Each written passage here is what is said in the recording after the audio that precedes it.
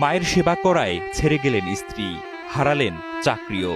তবুও দুই পা হারানো অসুস্থ মাকে এক মুহূর্তের জন্য ছেড়ে যাননি ছেলে। মায়ের প্রতি এমন ভালোবাসার অনন্য দৃষ্টান্ত স্থাপন করেছেন এক সন্তান। আমার সংসার আছে, সংসার আমার নাই, আমি আমার মাল লাগিয়ে করে দিচ্ছি। মা রহিমা বেগমের ৩ ছেলে, তার মধ্যে সবার ছোট আরিফুল। অন্য সন্তানরা যখন নিজেদের জীবন সংসার নিয়ে ব্যস্ত, সেখানে সবকিছু হারিয়ে হলেও মায়ের শেষ নিঃশ্বাস পর্যন্ত সেবা করে যেতে চান আরিফুল। মা যতদিন হায়াত দিয়েছে আল্লাহ, ততদিন পর্যন্ত আমি যে আমার মার সেবা করতে পারি। মা, স্ত্রী, সন্তান নিয়ে আরিফুলের চলছিল সুখের সংসার। স্থানীয় একটি কারখানায় চাকরি করতেন তিনি, কিন্তু হঠাৎ এক ঝড়ে সবকিছুই যেন লণ্ডভণ্ড হয়ে যায়। কেটে ফেলতে হয় মায়ের দুপা। অসুস্থ মায়ের সেবা ও চিকিৎসা করাতে গিয়ে ঠিকমতো অফিসে উপস্থিত থাকতে পারতেন না আরিফুল, যার কারণে একদিন হারিয়ে ফেলেন নিজের চাকরিটাও।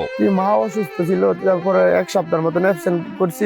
তারপরে অফিসে গেছি, বলছে অফিস ছুটি 3 দিন আছে, তুমি অনেকদিন করে লাইছা, রিজাইন পেপার সই করো। এই সই করে পরে সই দেয়। অন্যদিকে 2.5 বছরের ছোট্ট মেয়েকে নিয়ে চলে যায় স্ত্রী। তারপর থেকেই মাকে নিয়ে চলছে আরিফুলের মানবেতর জীবন। সংসার খোঁজমত করতো না, বউয়ে গেছে।